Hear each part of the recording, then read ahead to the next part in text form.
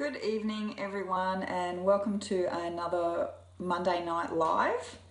I'll give it a couple of minutes for Facebook to go ahead and tell everyone that we've gone live and we're here about to start talking. Let me know when you're here so I can see the comments and things starting to pop up, so I know that you're here and you're watching. What we're going to talk about this evening is young horses. So we're going to talk about young horses, expectations, training, and what they should know. So I'm really passionate about young horses, and hello, thank you.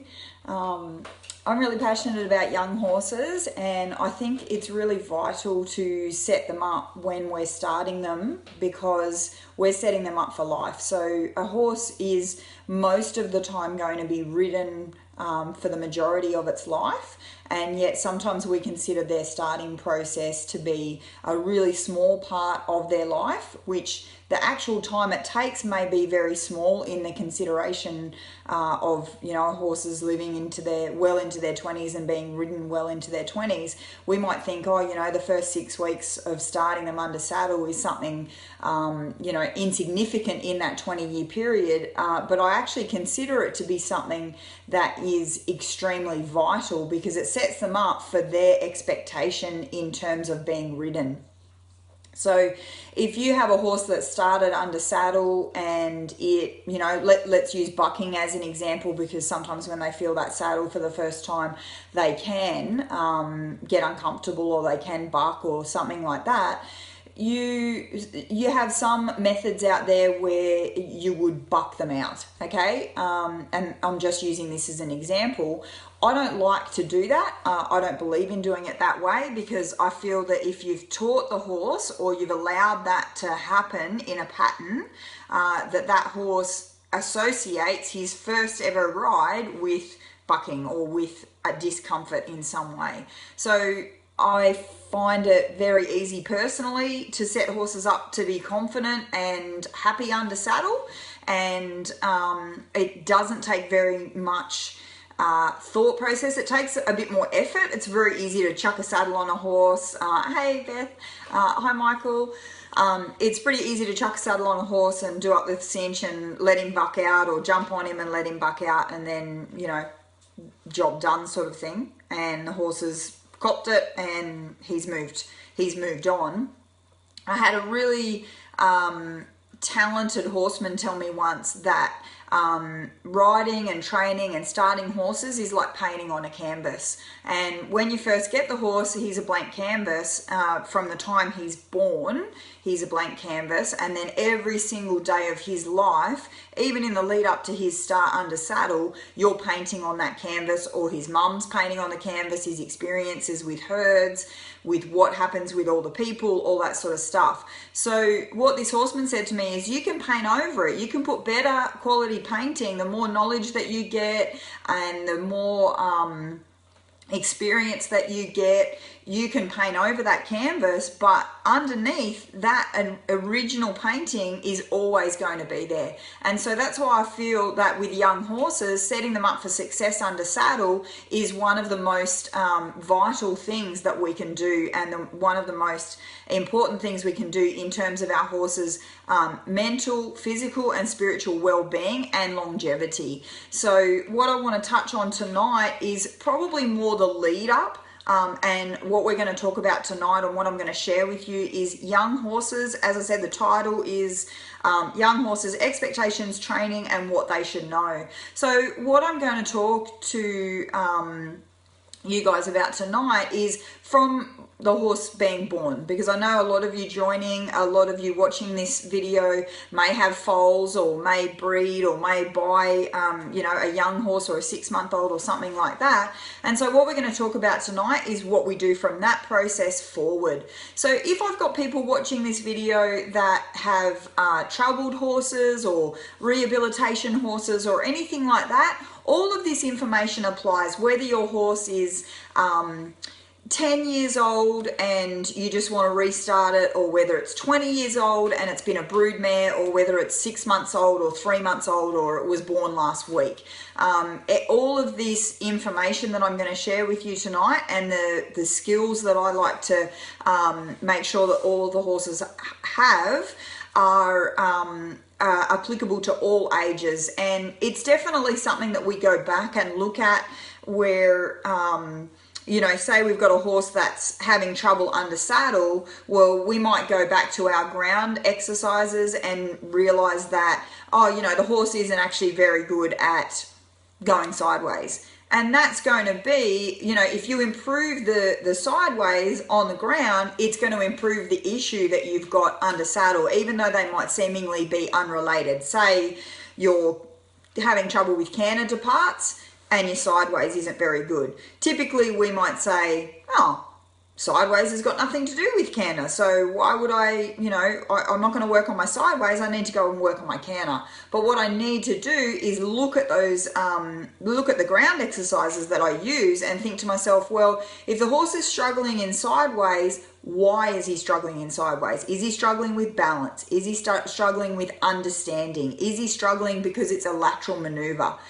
And then we can start to chip away and realize, well, hang on, if the horse is struggling with balance on the ground, going sideways, which is a fairly simple move, and then I'm putting a saddle on him and me on him and I'm asking him to canter, then maybe the two are related. And so maybe if I improve my sideways, then I'm going to get a better canter.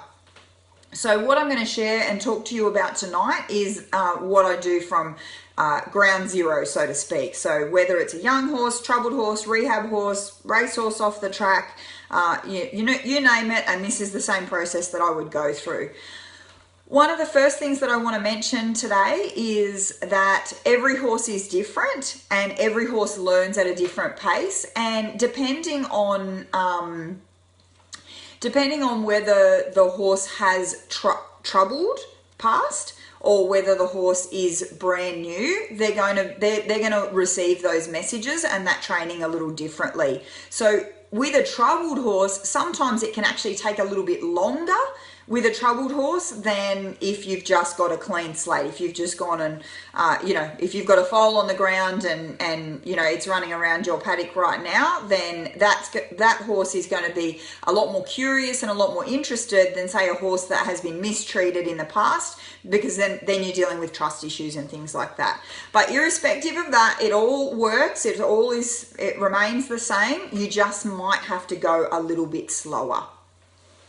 Now, I want to touch on going slower for my young horses anyway, because for me personally, when I breed a horse, I've bought horses at 6 months old, 18 months old. I've just bought a 4-year-old about 6 months ago, and I bred Boogie, and we've bred, Phil and I have bred a couple of other horses as well. So when we take on young horses, say 6 months old, or we breed horses, and even the 4-year-old that I just bought, all of our horses, our consideration is longevity. We're keeping these horses for a very long time.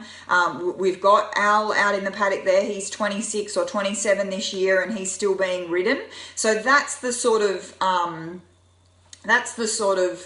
future that we're looking at. I want to be riding these horses when they're well into their 20s. I want them to be strong, I want them to be supple, and I want them to be physically able to be ridden. So the slower you go in the early stages, even though I know that we get impatient and things like that and we really want to ride these horses, the slower you go at the start, the better it is for your horse's longevity, both mentally, physically, and spiritually for the horse as he moves through his life. So don't be afraid of going slow, and that's certainly what I'm going to talk about tonight.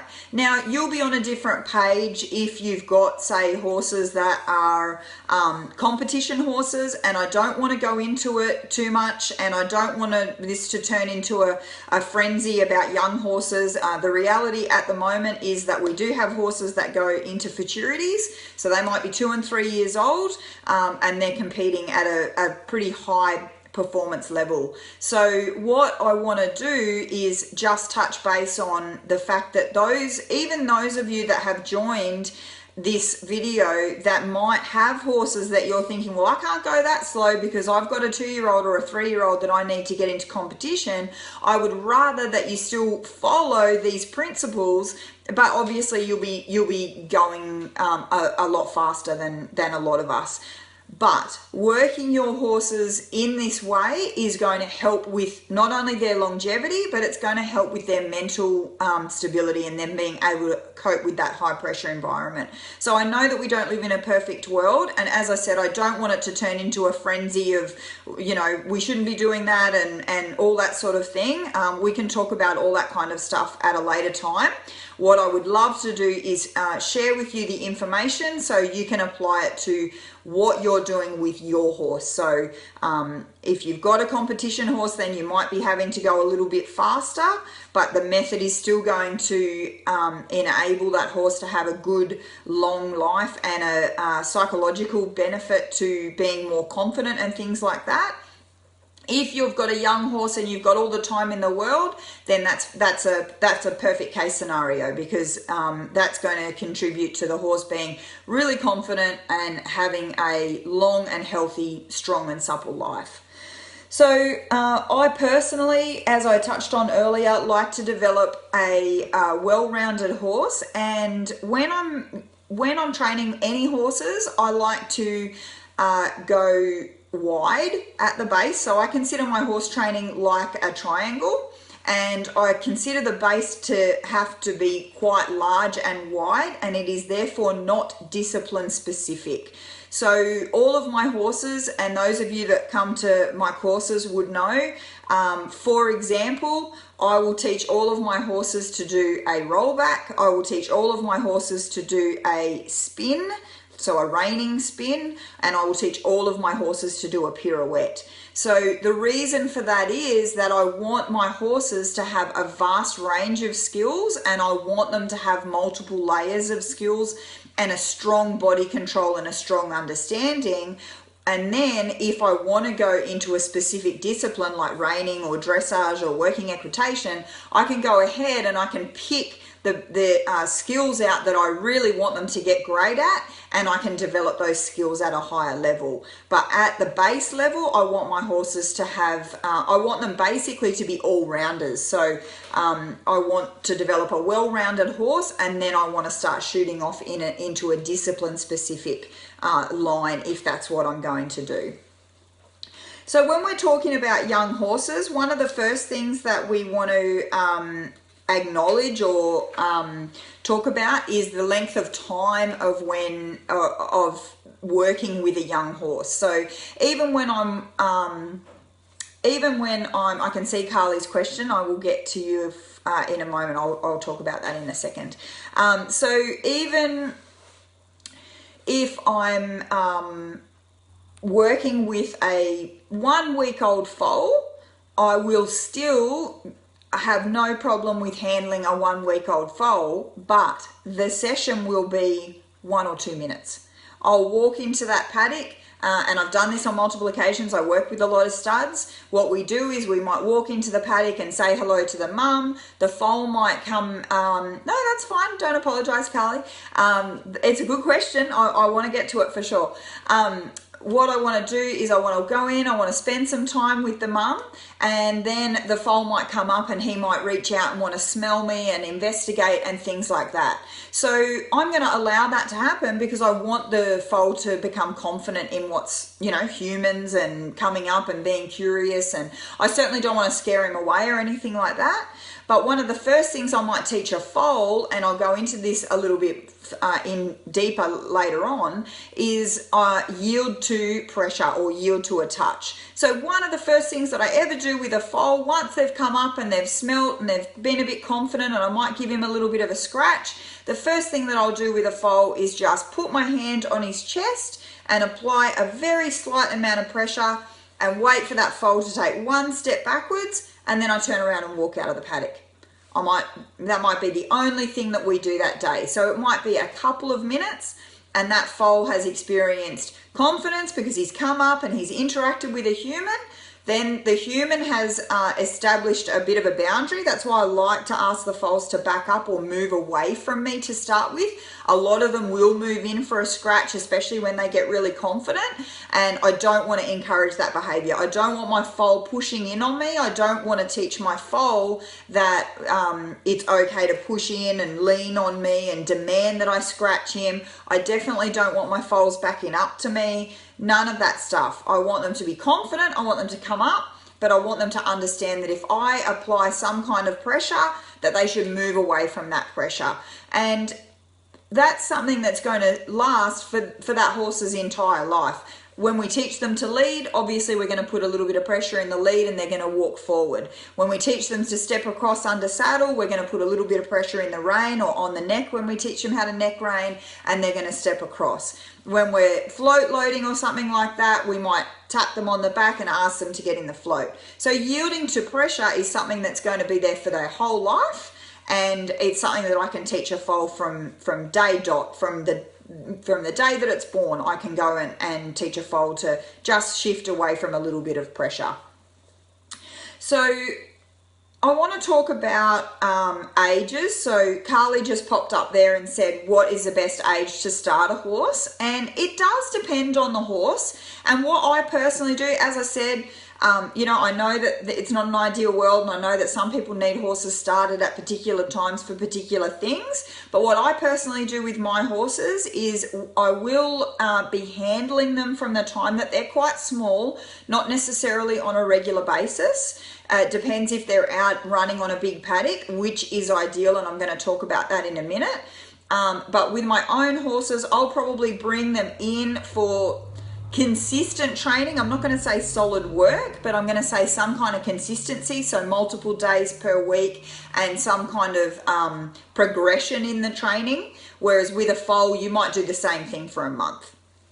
So some kind of progression training when they're probably about 18 months old, maybe a little bit younger if they're a particularly big, pushy horse. Colts I will do a lot younger again, because colts need to, you know, we've got to sort of get a handle on stud horses, especially if they're going to remain stud horses.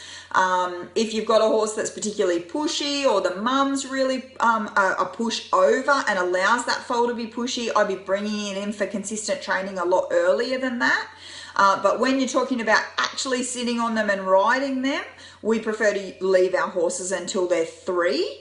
And then we might put 30 to 90 days on our horses when they're 3 years old. We'll turn them out again, bring them back in when they're 4, and then when they're 4 years old, we'll go ahead and maybe put about 6 months on them, turn them out again, and then we bring them back in when they're about 5. And when they're about 5, they can start getting some pretty consistent training and work. So those of you that have been to my courses, you'll know Boogie. So she's 8 years old, and she's probably only had consistent or been on the payroll, so come around to courses with me over the last 2 years, maybe 3 years. So from the time she was 5, and I started her when she was 3, and I put 30 days on her. Now I have, as a trainer, I have been sent horses at 2 years old, but some of them I have sent home because they've been too small and too fragile to start at that time, at that age. And there's a lot of information there about that you can access about growth plates and things like that. And I 100% agree with, the longer you can leave them, the better they are. But if I've got a big, for example, I had a really big, pushy, strong, Clyde cross mare sent to me, and she was 2 years old. So mentally, she wasn't fantastic about the start, but physically she was really big and really strong. Not internally, not the growth plates. That's not what I'm talking about. I'm just talking about her external size and the fact that she had learnt to sort of throw her weight around. And what we did for that horse, we did actually start her under saddle, but I only put 21 days of very light riding on her, and then she went home to get turned out for another 12 months. and then she'll be sent back to me when we want to start her again or restart her properly. I've done that with several horses in the 2 to 3 year old range. I have started them, put a very short light riding on them, though the start was complete, walk, trot and canter, but nothing physically too demanding, and certainly not hours of riding or anything like that. And then they've gone home and they've been turned out, and then they've been sent back for restarting. We've done that with a lot of horses as well. So for me personally, sort of 3 years old, but definitely around that 18-month mark and above, I'll be doing some fairly consistent handling and ground exercises and things like that. If you don't have the skills and you don't have the knowledge for that, then sure, go ahead and get the horse started maybe when they're a little bit younger, but I would only be putting 30 days on them as a max and turning them back out. That's going to make them easier to handle. They're going to get all that stuff done, like picking up their feet and being rugged and being hosed and being ridden, obviously, and all that sort of stuff. So they're going to learn all of the basic skills of being a ridden horse, and then you can go ahead and toss them back out in the paddock and let them grow for another 12 months. So that's in an ideal world. That's how I would start my horses. I want to talk about the paddock, and as you guys know, I do take a fairly holistic approach to what I'm talking about, to every situation that we're talking about. So oh, that's a good question, Abby. I'll get to that in 1 second.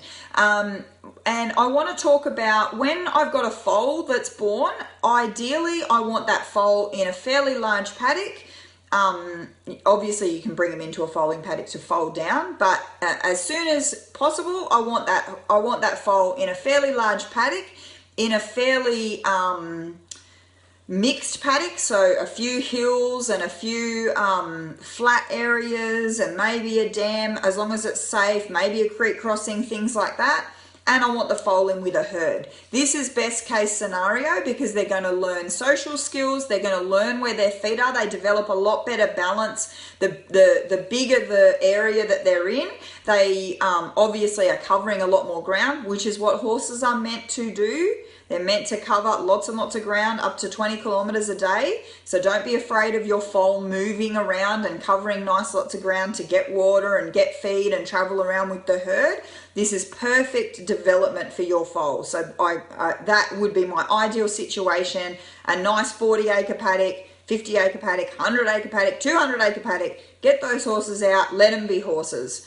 So I've got no problem with turning horses out and letting them be horses until they're over one year old. Obviously you go and check on them and worm them and do their feet and do those kind of things, which we're going to talk about in a minute. Do the maintenance kind of things, but the rest of the time, no training, just let them be a horse. If you want to bring them in and do some ground exercises and things like that, no problem at all. Like I said, with the young foal, I'll happily handle a foal at 1 day old, from 1 or 2 days old. I've got no problem with that, but it is only 1 or 2 minutes. It's one little tiny push, move away. Yep, I've got it. Okay, we'll talk more tomorrow. It's just a really tiny session, and if you were going to do any longer than that, you would do only 2 or 3 minutes, because you watch a foal in the paddock and they're changing all the time. They're sleeping a lot, so they're growing and they're developing and they're exploring and all that. Their brains just can't handle a really significant amount of handling, in my experience. If they're in a bigger paddock and a nice herd and they're traveling lots of miles, they're a lot more psychologically balanced as they grow up as well. That's something to keep in mind. And they do develop better all-round health. So if that big paddock and that big herd isn't a situation that you can do with your foals, and this goes for any horse, any age, but foals learn social skills. I find it really beneficial and very important to let your foals get some social skills by living in a herd. And it's okay for your foal to be told off and be told no and all that kind of stuff. As we say in human terms, it takes a village, and certainly with foals, the bigger the herd, the more social skills the foal learns, because every horse is going to have different tolerance levels. And hopefully you'll have some young foals in there with it as well, and it can learn play and it can learn body management skills and things like that. So with a young horse, let's take it from a young horse now all the way through. And as I said at the start of the video, if you've got a rehab horse or an old horse that's never been started, or you name it, you know, any horse that you want to restart, we're just starting from the start. And this includes foals, all horses, okay? So the first thing that we're going to talk about is doing one thing at a time, training one thing at a time. You don't want to overwhelm your horse, and you don't want to start confusing them with all different multiple kind of skills and drills and things like that. What you want to do is train one thing, and if you're happy to take the time that it's going to take to develop a well-rounded horse, you might train one thing for an entire month. Because in my personal program, I've got 10 building a citizen exercises, 10 building confidence exercises, and 10 ground exercises that I use. So if you did every one of those, that's 30 months, okay? So that means the horse is 2.5 years old and the horse knows all of these things.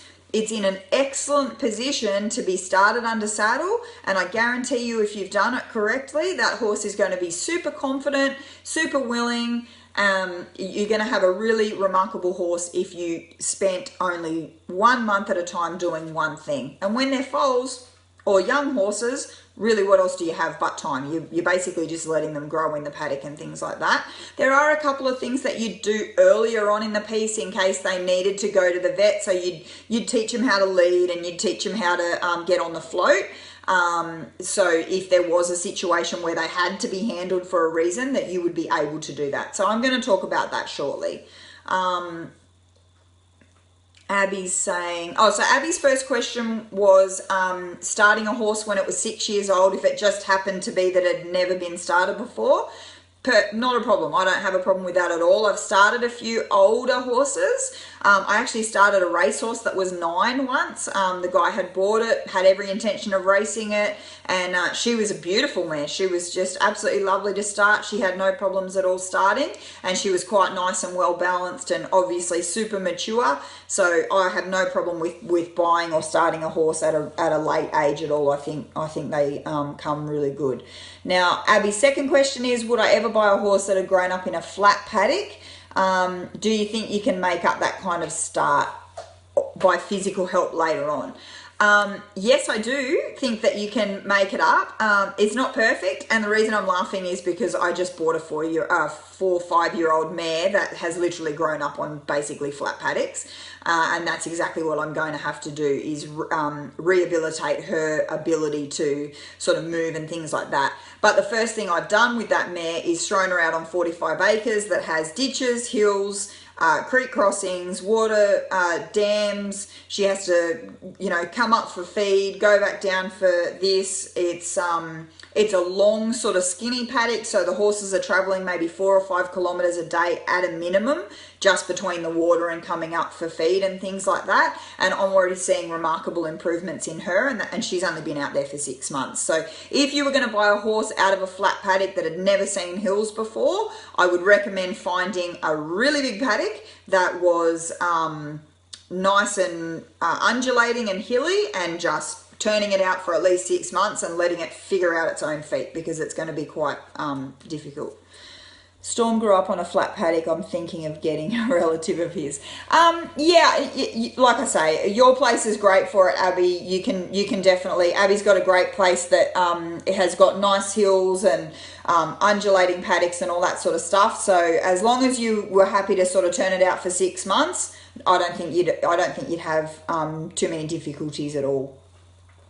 So let's talk about foals, and the first thing that I teach a foal. So the first thing that I teach a foal, for those of you that missed it at the start, is yield to a touch. So with a foal, I'm not going to have a halter on it. I'm not going to do anything like that. The first thing that I do with young foals is, once they've come up and they've been nice and confident and all that sort of stuff, they reach out and they smell me, and I might give them a little rub or a little scratch and interact with them in that way. And then I'll put my hand in the middle of their chest, and I'll just wait for them to rock back and take one little step back, and then I'll walk away. That's really all I want for the first interaction. That's a superb interaction between me and a foal. And I might do that for a week. With each day, I might ask for one more step. But by the end of the week, I wouldn't say that I'd be doing 7 steps necessarily.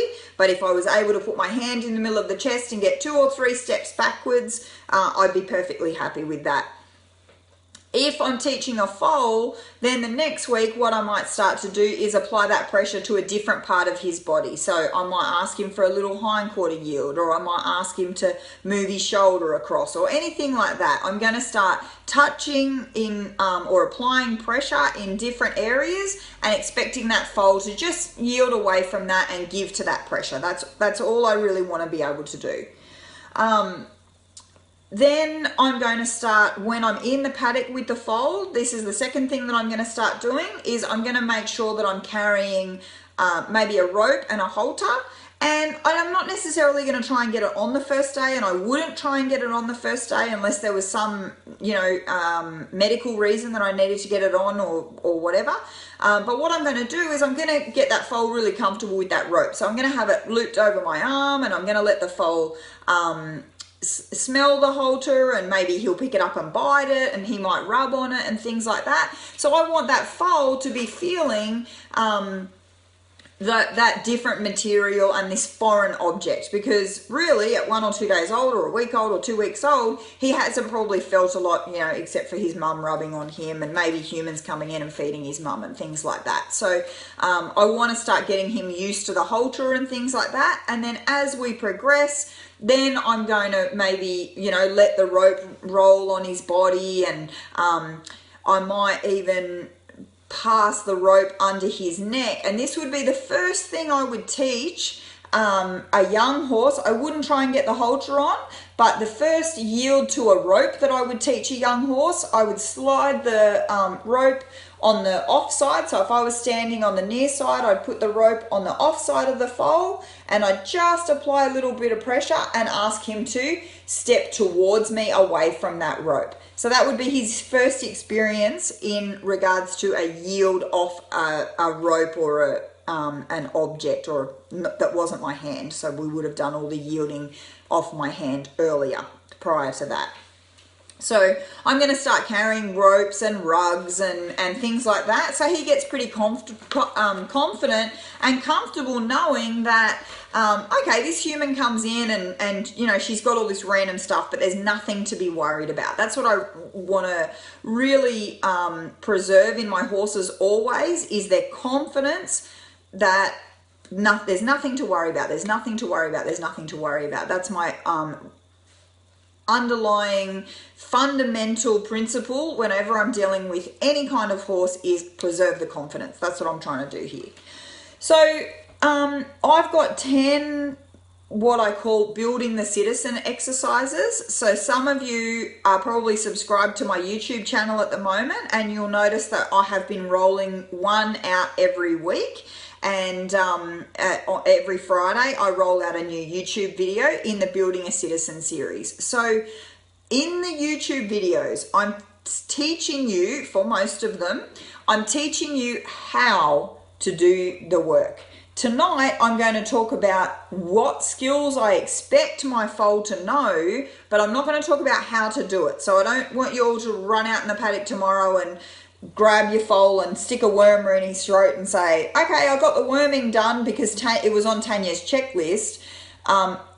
It's important to do all of the building a citizen skills in a certain way, so it builds confidence in the foal. That's what we're trying to do, is preserve the confidence, preserve the confidence, preserve the confidence. So there's going to be an information sheet available at the end of tonight's session, so you can go ahead and email me if you want the information sheet, and it will have a checklist of all of the things that I would expect a horse to know before I would even start doing any major ground skills. There's a series of skills that I want the horse to know even prior to that. So that's why I called it Building a Citizen, because these are the skills that the horses are going to need in everyday life. So for example, we're talking about worming. We're talking about picking up the feet. We're talking about the horse being able to tie up confidently. I'm talking about float loading. I'm talking about rugging. I'm talking about being able to look in his mouth and you know, touch his teeth.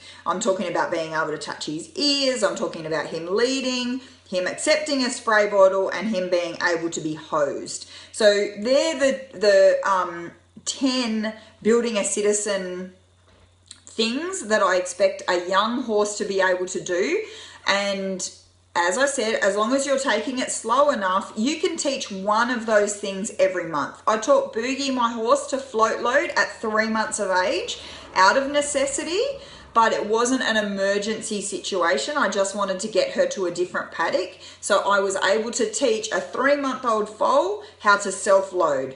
Okay, I teach all of my horses how to self-load, and even though I just wanted to get this foal to a different paddock because the one that she was in I wasn't happy with, I still went through the process of maintaining the confidence and teaching her how to self-load properly, and she has self-loaded ever since. So if you approach this with the focus of preserving the horse and taking all the time that is necessary, you're going to develop a really quiet, confident, happy horse over the many months that it takes for a foal to grow. And as I said, really, we're just watching them grow anyway. If you're doing rehab, or if you're doing, if you've got a troubled horse or something like that, it's the same process. And as I said, with a troubled horse, you may have to take longer. But with a troubled horse or with an adult horse, you may be able to teach 2 things at a time, but I would do them in separate sessions. So you might say, for the month of May, I'm going to teach worming in the morning and I'm going to do rugging in the evening. Worming in the morning, rugging in the evening. So you may be able to double up on it because of the maturity level of an older horse. But a troubled horse might not be able to handle that. So it's up to you to make the decision which or what your horse can handle. So Michael's just asking, he's got a 3.5-year-old that he rides for 1 hour a day for 5 days a week, mostly light trail riding, walk and trot. Is that overdoing it? It depends on the terrain. It depends on how much of a sweat builds up. It depends on the horse. You know, for a 3.5-year-old, like I said, with my 3-year-old, I started her, I put about 30 days on her. I did one of those days, her 17th ride was actually a 20K endurance ride when she was, like I say, 3.5. She might have even been close to 4. I can't remember whether endurance, they have to be 4 years old before you can do 20Ks or 3.5. Anyway, she was within the age range. So I've got no problem with it, but as I said, I turned her out. So Michael, what I'd say to you is probably what you need to take into consideration is how long the horse has been under saddle for and whether the horse might need a bit of a break. You know, if you're just sort of walking along for an hour a day, you know, not really, and it's pretty mild terrain, then I wouldn't think that that was overdoing it at all. So building a citizen, that's the 10 things that I would expect to be able to start teaching a foal.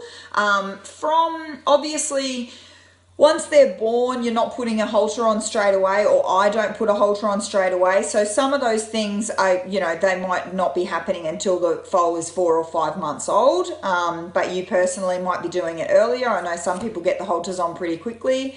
I personally don't. It's just not something that I do. I'll go in there and I get the foal confident and moving around, and I might put the halter on and off and things like that, but they're not, you know, typically leading up at, you know, in 1 or 2 weeks of age. But as I said, it's a process and you need to make the decision on what you need for your particular horse. And like I said, for emergency situations, probably the earlier things that I like to teach are floating. If I needed to get my horse somewhere in a hurry, I need to make sure that they're going to get on the float. So especially the broodmare needs to be able to get on the float, because then the foal will typically get on the float after the mare. But I do like to take the time to teach the foals as well. And it might be minutes at a time. I can't stress that enough with a foal. It might be 5 minutes today, 5 minutes tomorrow, five minutes the next day. And then by the end of a month, you've got the foal loading in the trailer. Float loading doesn't mean get him in the trailer on the first session. It doesn't have to be that way. So after I've done my building a citizen exercises, then I might start to add in my building trust exercises. So building trust exercises is what I call in my program exposure training. And exposure training is showing your horse something that they may be worried about or concerned about, and something that they are going to see typically over the course of their career or over the course of their life. And basically what you're teaching a horse in building confidence is, if you're concerned about something, look to the handler. That's what I want all of my horses to do. If they see something that they're worried about, I want them to go, Tanya, what do we do? And that's a process that you can teach the horses, okay? So building confidence or exposure training is where I would start to, bring out scary things. Now, I'm not an advocate of trying to scare my horse and then fix it later or punish it later or do whatever. I'm not familiar with that kind of training. What I mean is, let's take a tarp, for example. Okay, so tarps have a pretty bad rap.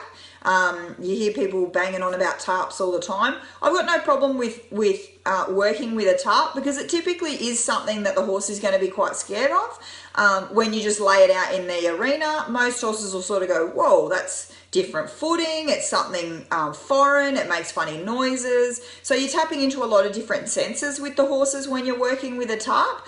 And if you do it in a quiet and confident way, as I said, I'm not going to cover how to do the things in this video. I'm just going to talk about what the things are that we do. The how is going to come in the YouTube series, which gets uploaded every Friday.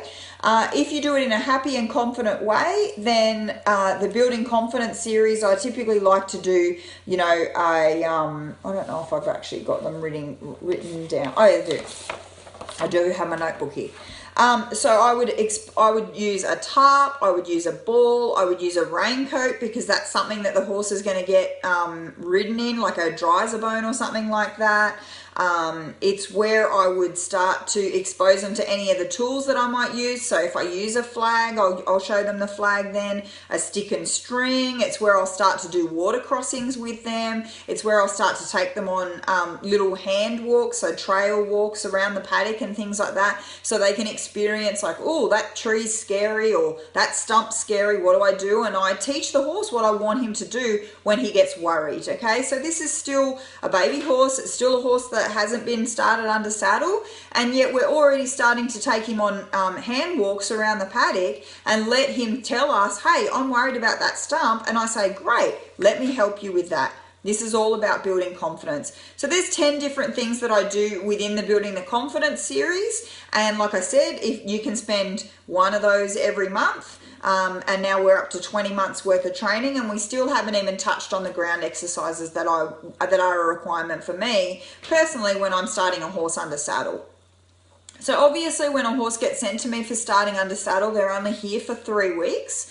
And what I like to do is several short sessions every day. So I might work the horse only for 10 minutes at a time, but I might do that 6 times in a day. So most horses that are being sent to me for training or for starting under saddle are of a mature age, so they've been around a little bit.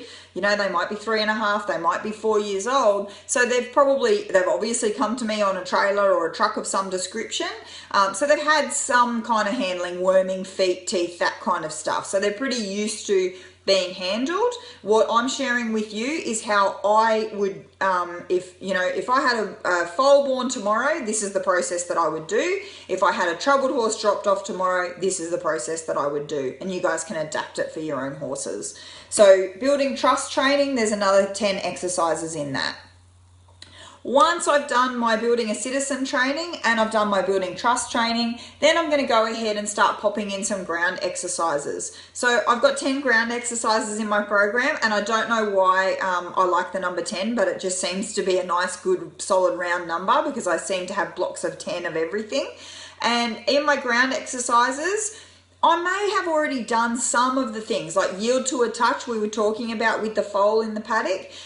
That's my ground exercise number 4 or whatever. So some of the things are going to be overlapping. All right, some of the training is going to be half there, and especially once you have done the worming and the leading and things like that, a lot of the training is going to be there, and then you're going to go ahead and polish it up with the ground exercises, and you're going to use the ground exercises to indicate to you whether the horse is safe to ride or not. That's where we start using those skills, and they also help the horse understand what it is you actually want him to do once you sit up on his back. I find it a lot easier to teach a horse on the ground directions and things like that, and rather than trying to do it from on his back where he might get confused and he might get a little tight. I teach him from on the ground, and then we get along pretty well. We do pretty cool stuff when we start horses here under saddle. So you've got your 10 building a citizen, 10 ground exercises, and your 10 building trust exercises that you can do. And as I said, if you just did one of those every month, or focused on one of those every month, one thing at a time, singular focus training is how your horses learn the best. And you did them in a confident and kind way, after 30 months, you're going to have a pretty well-rounded and a pretty confident young horse who's ready for starting under saddle. Once you feel like your horse is ready for starting under saddle, I personally introduce Liberty into my program. I won't ride a horse that I haven't done Liberty training with. So I do Liberty as well, and some people I know might do some long reining or something like that. I don't personally do it as a steadfast in my program. Some people do it, and I have done it in the past for particular horses. So there's just a couple more things there that I would do on the ground before I was about to introduce the saddle and start to help the horse through the saddling process and accepting a rider and things like that. So I've covered that. Alrighty, so I think I'm actually getting close to the end of the session. So this will be the fastest live that I've ever done, and I just want to recap it for you guys. And as I said, there will be an information sheet available with this information in it and with the things in it that I expect the horse to be able to do. I've got 10 building a citizen exercises, I've got 10 building trust exercises, and I've got 10 ground exercises that I want all of my horses to be able to do quietly, confidently, and effectively on my cue. Once I feel like the horse is ready to start under saddle, then I'm going to go ahead and do my Liberty as part of my checklist. And then I'm going to use my ground exercises and my Liberty to make sure that I'm going to be as safe as possible when I first get on the horse, and that my horse is going to be as safe as possible when he's being ridden under saddle. So one thing that we don't really talk about, or that I feel is not considered very often when it comes to starting horses under saddle, is the horse. A lot of people say to me, I don't want to get bucked off, or, you know, I need to know that I'm going to be safe, or I don't need to get hurt. And I think, well, you're thinking about yourself, which is fine. I think about myself too, but I want to think about the horses, and I want to make sure, as I said at the start of this video, I want to make sure that these horses are getting the best possible start to their ridden career. It's you know, it's easy to chuck a saddle on a horse and buck them out like they say, like we used to in the old days. But I like to think that we've got a lot more knowledge under our belt now, and it's not something that we need to do, and it's certainly something that I avoid at all costs. We just ran a 14-day colt starting clinic at the beginning of January, where the participants in that course started their own horses under saddle. We had 7 horses started there, and the one including mine that was a stallion, 4-year-old stallion, and none of the horses bucked under saddle, not without the rider, and none of the horses bucked with the rider under saddle either. So all of those horses went home, they were confident, they were forward, and those horses have since been to, within a couple of months, they'd been to the beach. Some of them had been to the beach, some of them had been to working equitation, some of them had been to dressage competitions, some of them had done all sorts of things, and all of the feedback I got from the owners were that all of those horses were happy, quiet, calm, and confident under saddle. And that's what we're trying to develop. We really want to preserve the young horse. We want to preserve their curiosity. We want to preserve their confidence. And we want to make sure that these young horses are set up for the rest of their ridden career. I'm sure most of us as horse owners see horses going through the sales, and you know, here in Australia we talk about the dogger. So the meat truck picking them up from the sales because they're, you know, either excess to needs, or you know, they've turned dangerous. I don't believe that any horse needs to end up in that situation. I believe that any horse that turns dangerous has had experiences that it didn't need to have in its training somewhere along the line. And sometimes those experiences are unavoidable. They might be accidents or things like that. But I think that bad training and poor philosophies when it comes to preserving the horse's confidence certainly contribute to that kind of issue. So when I'm starting a young horse under saddle, what I'm thinking about is making sure that that horse is going to be quiet, he's going to be calm, he's going to be confident for every single rider that he encounters for his entire life, which could be multiple riders. He could be sold multiple times, and I want to make sure that that horse doesn't end up at the sales being sold because, oh, he bucks or he bolts or he did this. And I personally believe that if we start horses under saddle and they experience those things when they first get started, that is often what they're going to revert to when they get worried, or when they get nervous, or when they get scared, or when they encounter poor training, or any of the above.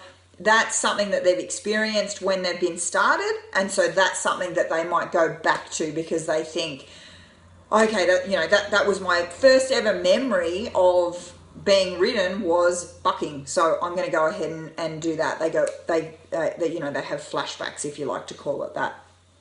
So as I said, there will be an information sheet available on everything that we've talked about tonight. And as I said, the information sheet will give you the steps or the items that I want, the skills that I want my horses to have before I start them under saddle and during their training program. But it will not explain how to teach the horse that in a confident way. But at the moment on YouTube, my channel, we are uploading every Friday one how-to video, if you like, within the Building a Citizen series. So of course it's going to run for 10 weeks because there's 10 Building a Citizen skills that I like the horses to have. So every Friday for the next, I think I've uploaded 5, so for the next 5 weeks, and they remain on YouTube. You can go ahead and find them at Tanja Kraus Horsemanship on YouTube. And I actually go in depth about how to teach the horse to be wormed, how to teach the horse to accept a spray bottle, how to teach the horse to lead. So whilst I've spoken about the things that I want the horses to do in this video tonight, as I said, don't run out there tomorrow and grab your foal and say, I'm going to teach you to lead and be wormed and pick up your feet and do all that stuff all in one go. One thing at a time every month, and you're sure to have a pretty happy and a pretty confident little foal. So I thank you so much all for joining me tonight on this video, and I hope that you all got a lot out of it. I hope I got to everybody's questions. I'm not sure whether I did or not. The way that it works is that it only shows me about 3 comments at a time, and so as the comments come through, sometimes they roll pretty fast. So I hope I got to all the questions. If you want to see me cover a particular topic on the live, please let me know.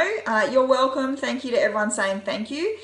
Please go ahead and send me a private message and let me know, hey Tanya, can you cover this in the live? Because I'm always looking for topics for the lives, for the YouTube videos, for the articles. You know, I always need something to talk about. So please contact me, and my website is horsemanshipforperformance.com, and make sure you connect with me on social media and let me know about you and your horse and how you're all traveling. So thank you so much for joining me, and I hope everyone has a great evening and has a great week with their horses. See you next Monday for the live.